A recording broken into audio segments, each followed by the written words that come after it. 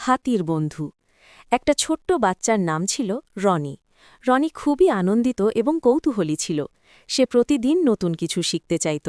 একদিন সে তার মায়ের সাথে যে বাগানে খেলতে গিয়েছিল সেখানে এক বিশাল হাতি দেখতে পেল।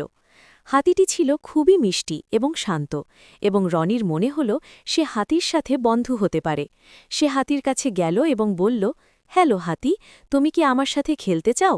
হাতিটি তার বিশাল কান নাড়িয়ে উড়ে এসে বলল, হ্যালো ছোট্ট রনি, আমি খুবই একা, আমি তোমার সাথে খেলতে চাই। তারা দ্বীপের পাশে একটি ছোট পুকুরের দিকে গেল। সেখানে তারা একসাথে জল খেলতে শুরু করল। হাতিটি রনির জন্য জল ছিটিয়ে আনন্দে হেসে উঠল, আর রনি হাতির পিছনে লাফিয়ে লাফিয়ে খেলতে লাগল। তাদের আনন্দের কোনো শেষ ছিল না। একসাথে তারা নতুন নতুন খেলা শিখল। রনি হাতির পিঠে চড়ে বের হতে লাগল, আর হাতি রনির জন্য নানান ভিন্ন ধরনের ফল এনে দিতে লাগল। তাদের বন্ধুত্বটি দিনে দিনে আরও গভীর হতে লাগল। শেষে যখন সূর্য অস্ত যাচ্ছিল, রনি হাতিকে বলল, আমি তোমাকে খুব ভালোবাসি আমার হাতি বন্ধু, তুমি কি কাল আবার আসবে? হাতিটি হাসি মুখে বলল, অবশ্যই রনি, বন্ধুত্ব কখনো শেষ হয় না। এভাবেই রনি এবং হাতির বন্ধুত্ব গড়ে উঠল। তাদের একসাথে কাটানো সময়গুলো হয়ে উঠল দারুণ আনন্দের সূত্র।